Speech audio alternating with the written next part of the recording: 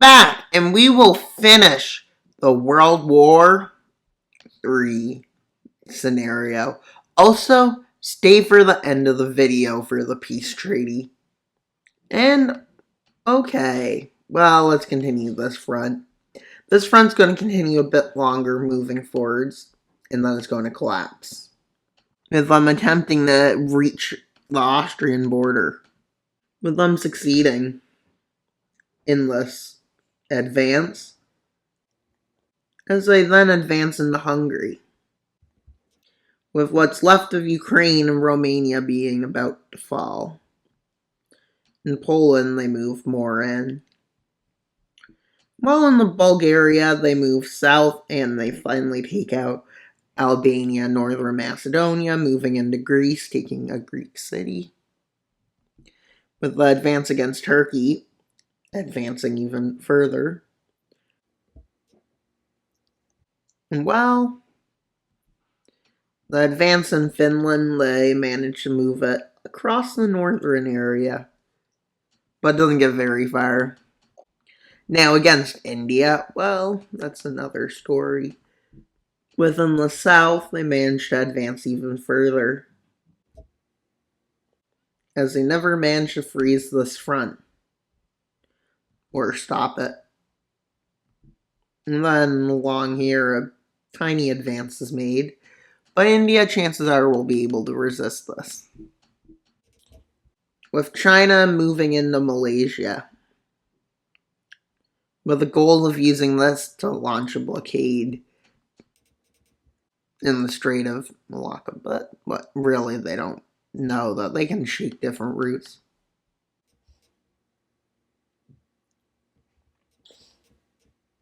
With them managing to advance them out of this area. With Vietnam being stuck in a southern part, getting pushed out of their occupied areas there. Bringing them back under Cambodian control. And the south of this manages to be occupied, but them failing to capture the rest due to strong resistance. And well into the Philippines, they managed to advance a bit more, with just the southern island remaining outside of their zone of control. And in the Middle East front, another Iranian advance is created as they're advancing towards Riyadh. And they managed to advance down here. But with the African front having been ended, the North American front, troops from North and South America are being pushed into here and pushed into here. With Mongolia waiting to see if they'll have an opportunity to take back their lands. Let's see. And there being tons of minor players in this. With them trying to advance towards Istanbul to take the city. Managed to advance here. Of strong resistance being felt in all their advances. With American troops moving into the Middle East. At this point, from Africa. Well, they get pushed back in Oman. In Saudi Arabia. With Iran still on the winning side, they feel. But at this point, they get pushed back. And well, yeah, it's not good for them. As this is where the red team starts losing. The fall of the red team has officially began.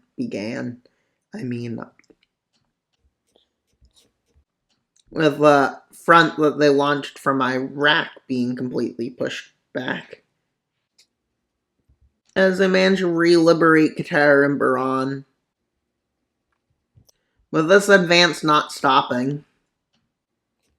With Iran scared of this advance, let's be honest.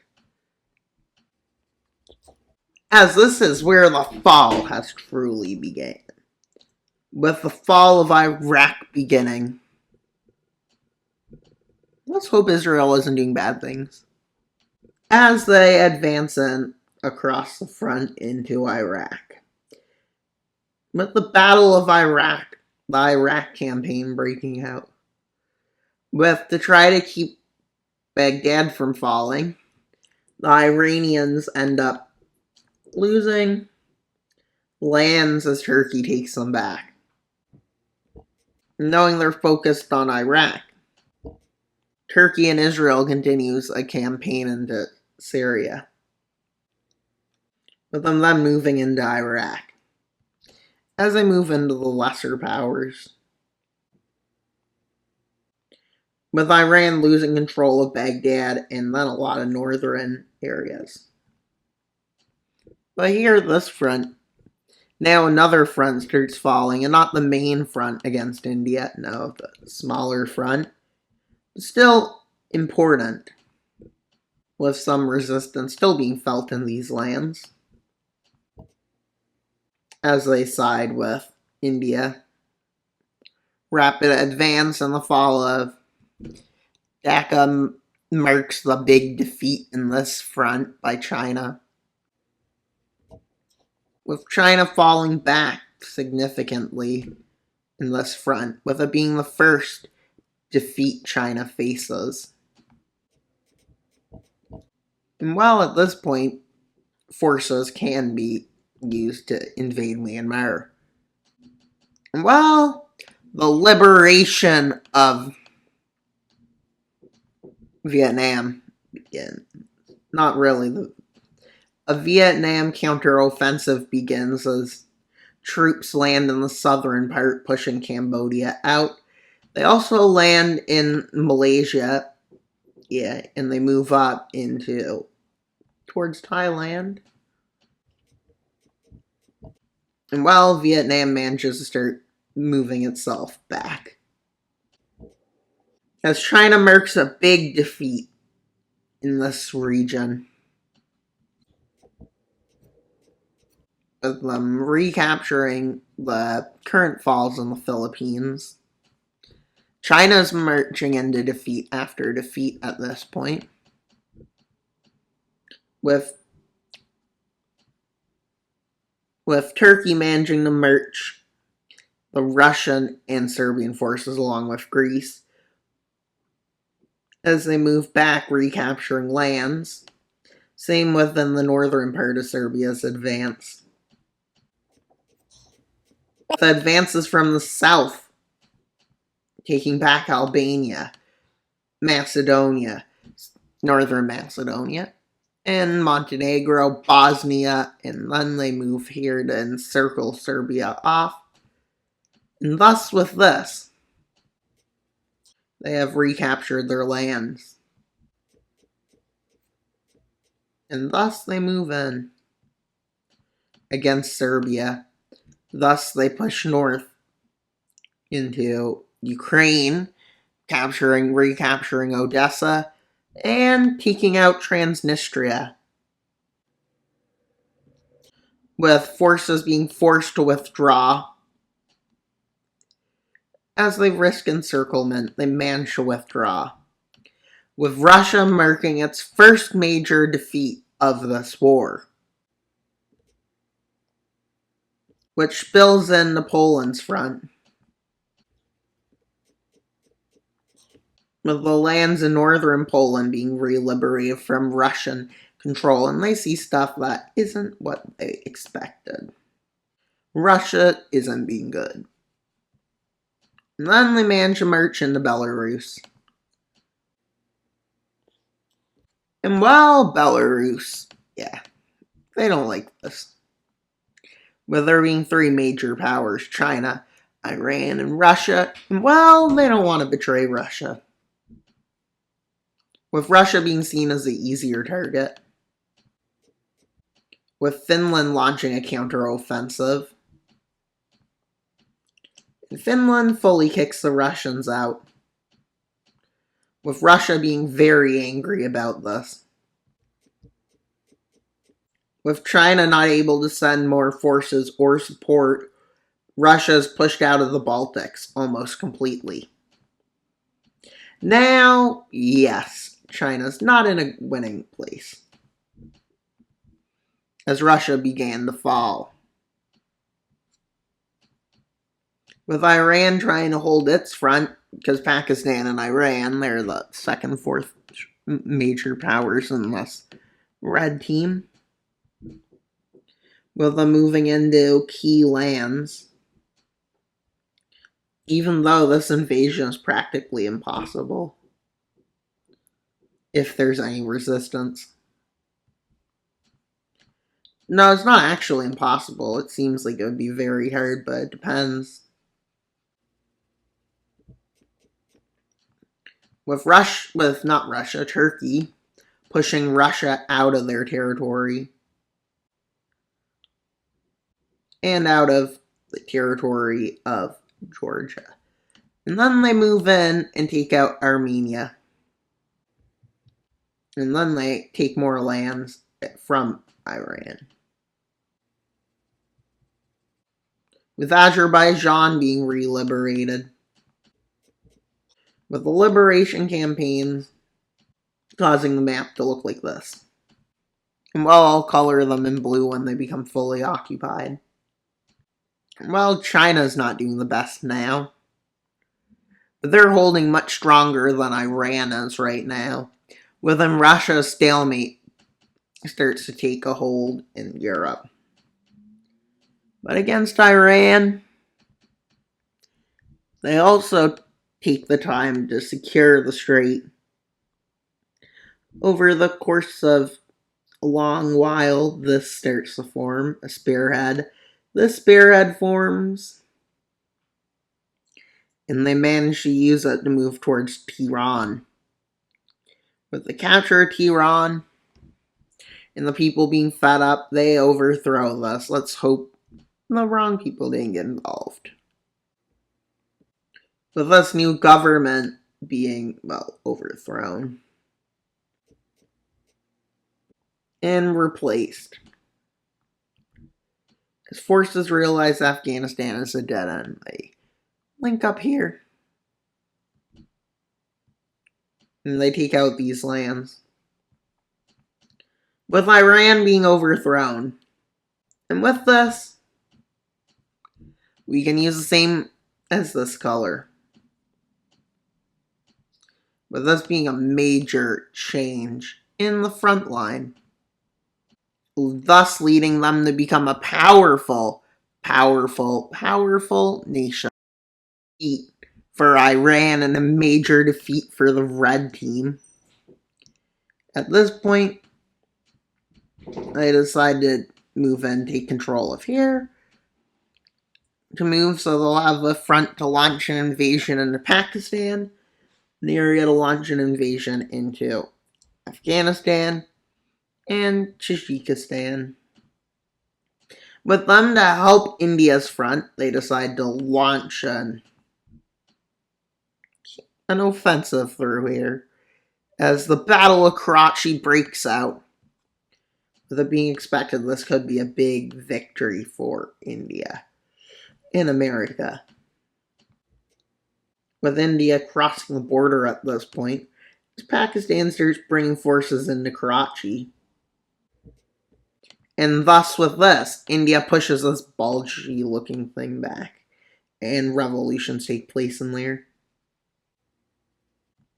With India on the verge of taking key territories back. With them thus moving into this area. Pakistan tries their best to hold back India, but at this point India is mobilizing tens of thousands of troops a day. Well, they advance like this. Looking like Pakistan will become an occupied area. With them moving into Islamabad and taking the city. And they move south. With them moving into Afghanistan just to drive them out of the war. With them moving in and capturing Kabul. With them moving down the border of Pakistan to do this. With Pakistan just collapsing, and China occupies that. With Afghanistan leaving the war. Deciding to keep to leave the war. In return, they have to allow some routes for troops to use. In return, they leave some areas. But not yet. But they do leave the southern area because it's not really helping them. With Afghanistan leaving the war, not really much of anything really happening to them, they thus use it to continue their invasion of its land at this point. With this being a major defeat for China in 2 places at this point. With Turkmenistan being invaded at this point. As they don't end up leaving the war. Well, Afghanistan, despite leaving the war, is still attacking this area.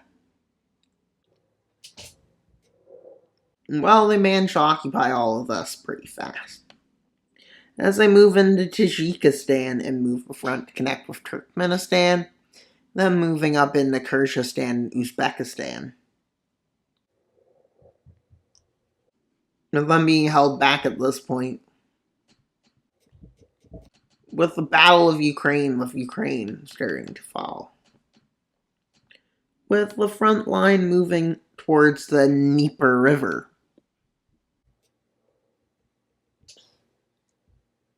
As it meets it. As they end up following it. As for this point, they're not able to cross it.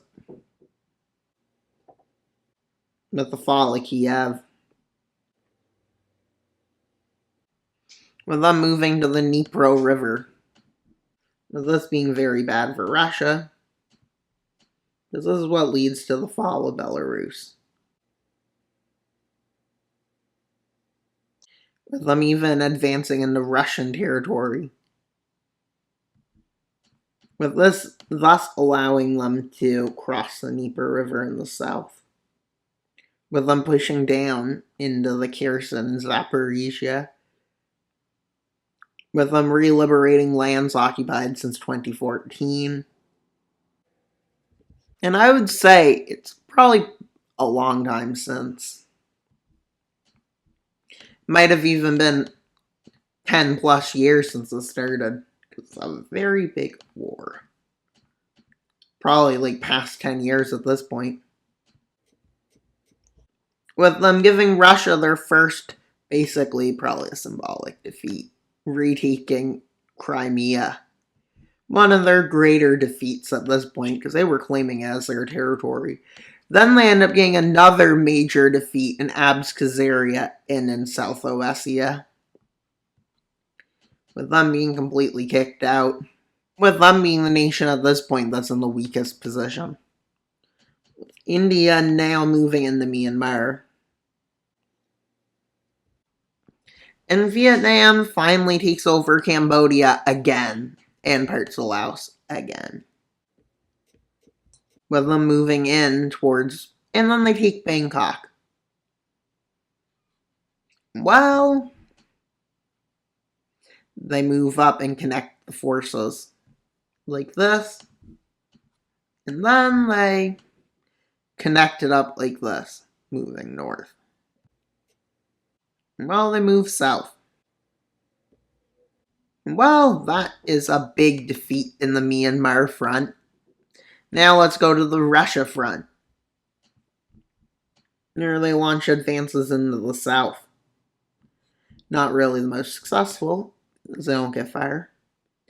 With an advance headed out of Ukraine, getting pretty far, almost to Kazakhstan.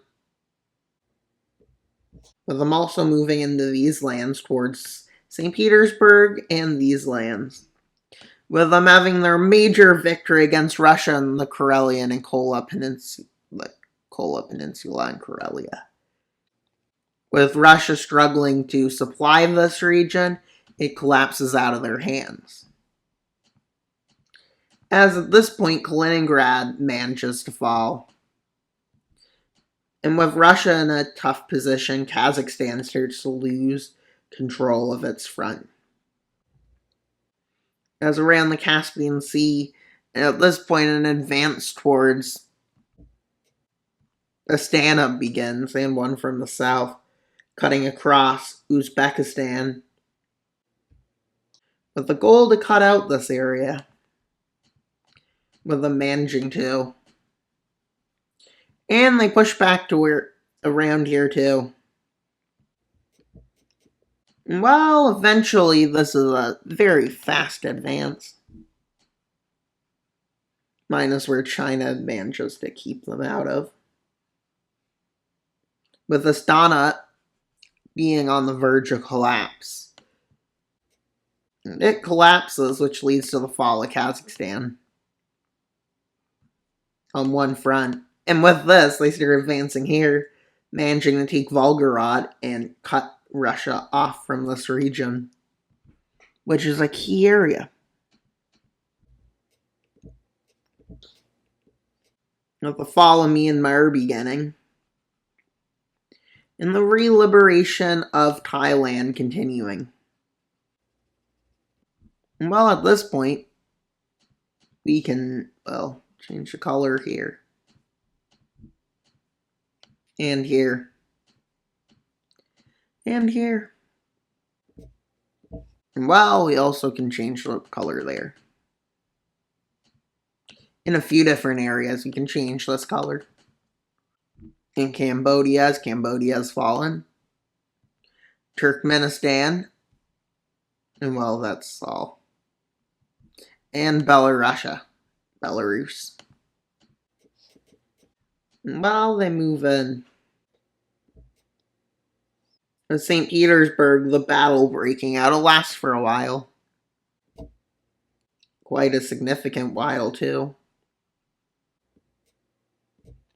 With China wanting to keep Russia in the war despite Russia being on the losing streak. Well, there will be points.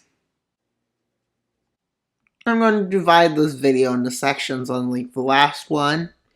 Not that many, but sections at least. In this area of Russia, a bunch of Chechen rebels break out, and these rebels take this. With Russia losing very key areas to the west.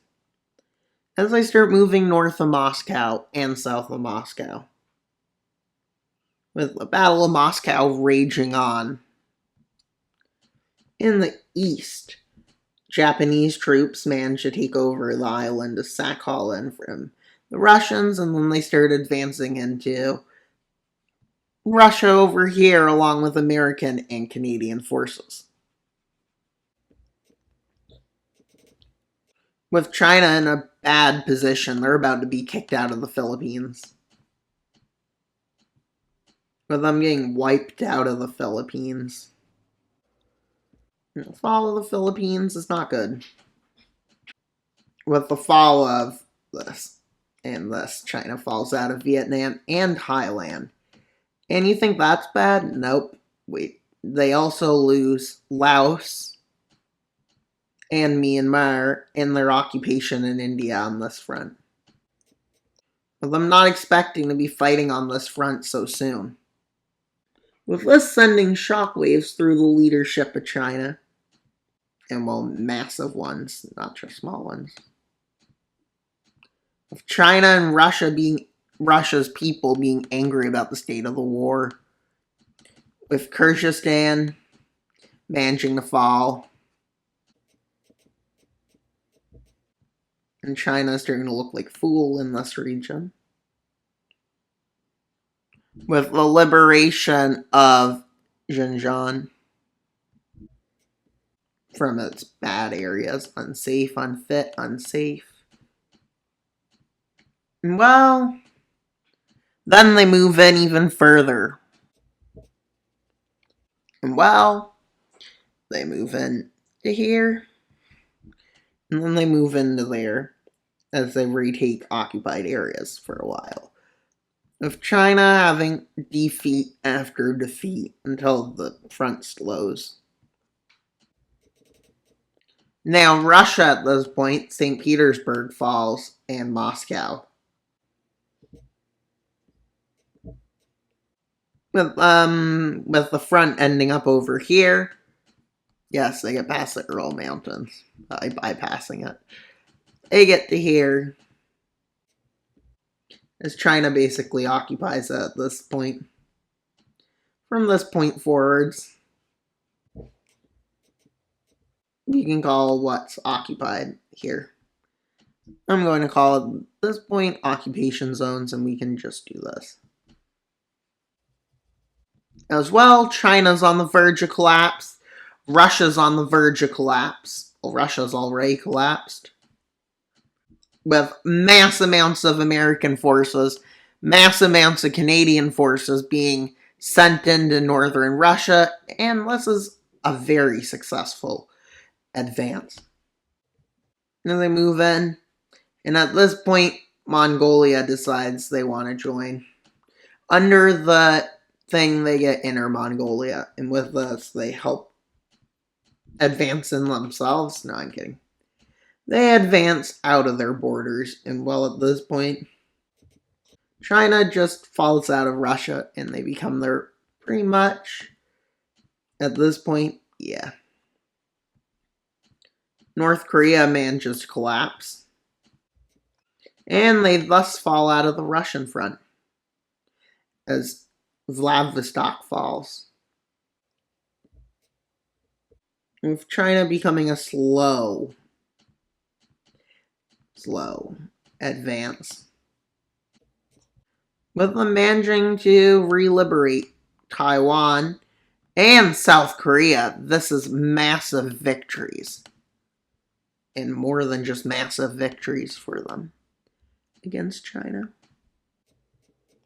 With China having a potential to fall into revolt, but they don't.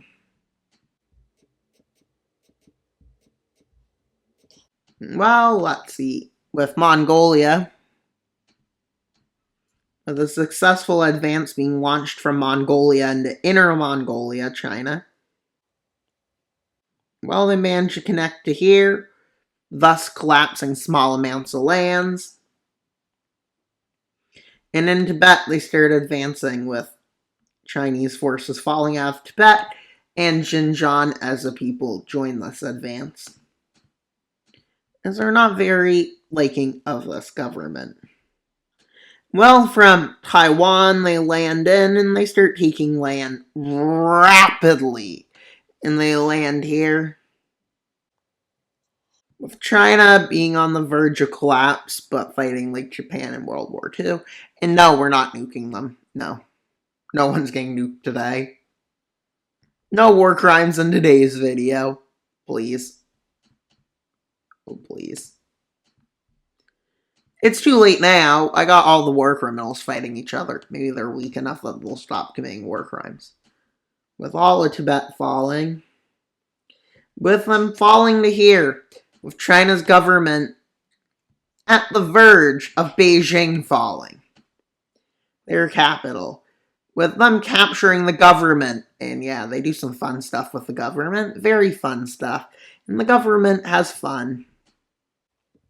With China at this point collapsing. The whole world has collapsed and everybody cheers. Time for a peace treaties. Who's ready for the peace treaty? We'll start on a peace treaty which will be for the minor powers. And it'll include Iran and Pakistan. And then we'll go into a peace treaty for Russia and China. So let's see the peace treaties. In South America, with Cuba being annexed by the U.S., El Salvador gains a bit of land, Guatemala and Honduras becomes occupation zones, and the southern part of Venezuela becomes part of Brazil. That border went wrong. Like this. The border is wrong for sure at this point. With Brazil annexing this, pretty much. Venezuela becoming an occupation zone. Then in Africa, we have Morocco expanding its borders into Mauritania and Algeria, Tunisia into Libya and Algeria, Egypt into here, Sudan into Chad and Central African Republic, and into Ethiopia and Eritrea, with South Sudan, Cameroon, and Congo annexing into here, with them annexing a small part of Angola to control that area. And then into Ethiopia, they split in three with a region. Yeah, I forget the name of it. Tigray region, this area, I don't know what it is. And then Ethiopia becomes occupied. Same with Eritrea, with what it didn't lose. With the Americans annexing this area, in this area, two key areas, with Turkey and Azerbaijan expanding their borders into Iran. Turkey also goes into Lebanon, Syria, and Iraq. And Israel expanded its borders. Let's hope they don't do anything evil with Saudi Arabia, Kuwait, and Jordan annexing territory into here, with all the neighbors annexing parts of Belarus. And then we can see that Serbia just became occupied because, well, there's no chance in making the borders change because there's no point destabilizing Europe. Same with a few nations. And some nations just had their governments overthrown, like all of the Stan nations, except Pakistan, had their governments just overthrown and let rule. And then India, Bangladesh, and Thailand gained lands from Malaysia. And Laos and Cambodia is partitioned between Thailand and Vietnam. Well, North Korea got annexed by South Korea. So now let's go into the peace treaty for China. Vietnam gains a bunch of land. Yunnan is released. Tibet is released. Yeah. Xinjiang is released as East Turkestan. Manchuria is released, but they also gain Russian Manchuria. And then we got Mongolia, they also left. Well, South Korea gained a bit of land. Taiwan is back. And then here, this government is, well, China becoming democratized. So it can join this area. Because I don't think it would work for them to giganticize like that too much. Although they definitely did. And well, as you can see, Inner Mongolia went to Mongolia. And well, China doesn't exist anymore. And this area will be given to India as very painful lines because it's an occupation zone. Well, as you can see, now it's just Russia left. Let's see what happens in Russia's peace treaty. Being occupied, they get divided. Yes, they get completely partitioned into a few nations, with Ukraine gaining huge amounts of land from Russia. Well, Poland gains a bit. Not Poland, no. Kaliningrad gave independence. Latvia gets some land. Estonia and Latvia get some land. Finland gains lands. In the south, Georgia gains a tiny bit of land. Same with Azerbaijan, with the release of Dagestan. And, well, Chechnya. And the southern Caucasian Republic, which will extend to here. And then there's a northern Volga. Yeah, that's what it's called. Volga. Volgastan. Yes, we need to add a stan to connect all the stands, because if the stands aren't connected, that's a big deal. And then we got Tatarstan, whatever it wants to be. And then we got Russia, which becomes a puppet, an occupied government. Then we have, well, Sakha Republic, that's freed. And Mongolia gains a bit of land from Russia over here, with a puppet in the mountains called the Ural Republic, which will eventually be given back to there. And then the Siberian Republic, very weak. Japan gains some lands here. And over here, America gains these lands. And on top of it, well, in case you can't see, Canada gains lands. Yes. And well, there's a bunch of stands now. We have more stands now. Stand now would be really big. Look at it. Just this. Yep.